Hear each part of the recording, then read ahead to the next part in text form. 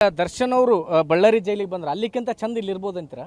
ಅಲ್ಲಿಗೆ ಬಿಂದಾಸ್ ಆಗಿರ್ಬೋದು ಸರ್. ಇಲ್ಲಿ ಬಿಂದಾಸ್, ಇಲ್ಲಿ ಮಾತ್ರಗೇನ ರಾಜದಂಗೆ ಇರ್ತಾರೆ, ಇಲ್ಲಿ ಮಾತ್ರಗೇನ ಏನು ಸರ್. ಸುಪ್ರೀಂಟಿಗೆ ಅರ್ಜೆಂಟಿಗೆ ಜೈಲರಿಗೆ ಒಂದು 100 ರೂಪಾಯಿ ಒಂದು 500 ಕೊಟ್ಬಿಟ್ರೆ ಆಯ್ತು ಸರ್, ಎಲ್ಲಿ ಬೇಕಾದ್ರೆ ಸಿಗ್ತದೆ ಸರ್. ಅದೇ ನಮ್ಮ ಹತ್ರ ಕೈದಿಗಳು ಹೋಗ್ಬಿಟ್ರಿ ನಾವು ಕೊಡ್ತೀವಿ ಸರ್ ಅಂತಂದ್ರೆ, ಬೇರೆ ಜೈಲಿಗೆ ಹಾಕ್ತೀನಿ, ನಿನ್ನ ಗುಲ್ಬರ್ಗ ಹಾಕ್ತೀನಿ, ಬೆಂಗಳೂರು ಹಾಕ್ತೀನಿ ಅಂತ ಹಿಂಗೆ ಆದರ್ಸ್ತಾರೆ ಸರ್. ಅಂದ್ರೆ ರೊಕ್ಕ ಕೊಟ್ಟರೆ ಬಳ್ಳಾರಿ ಜೈಲಿಗೆ ಏನು ಬೇಕಾದ್ರೆ ಸಿಗುತ್ತೆ, ಏನು ಬೇಕಾದ್ರೂ ಸಿಗುತ್ತೆ ಸರ್.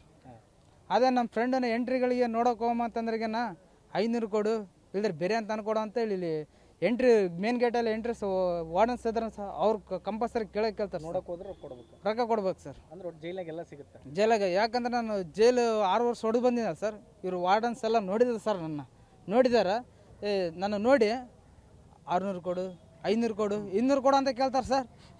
ಸರ್ ನಿಮ್ಮ ರಕ್ಷಣೆ ಏನೈತೆ ಅದು ಮಾಡಿರಿ. ನಾನು ಆಧಾರ್ ಕಾರ್ಡ್ ತಂದಿದ್ದೀನಿ.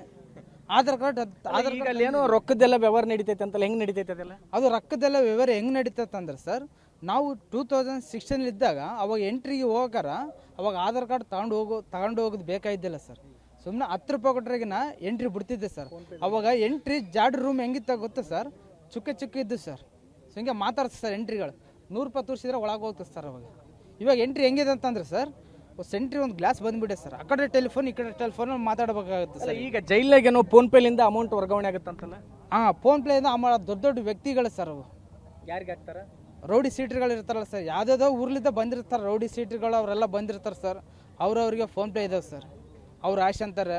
ಇವಾಗ ನಮ್ಮಂಥ ಕೈದಿಗಳು ಹೋಗ್ಬೇಕಂದ್ರೆ ಅಂಥ ರೌಡಿ ಸೀಟ್ರಲ್ಲಿ ಪರಿಚಯ ಮಾಡ್ಕೋಬೇಕು. ಅಣ್ಣ ಫೋನ್ ಪೇಲಿ ಇಷ್ಟು ದುಡ್ಡು ಬರುತ್ತೆ, ಆ ದುಡ್ಡು ಯಾರಿಗೆ ಕೊಡ್ತಾರೆ? ಅವು ಫೋನ್ ರೌಡಿ ಸೀಟ್ರ್ ಹತ್ರ ನಾವು ಹೋಗ್ತೀವಿ ಸರ್.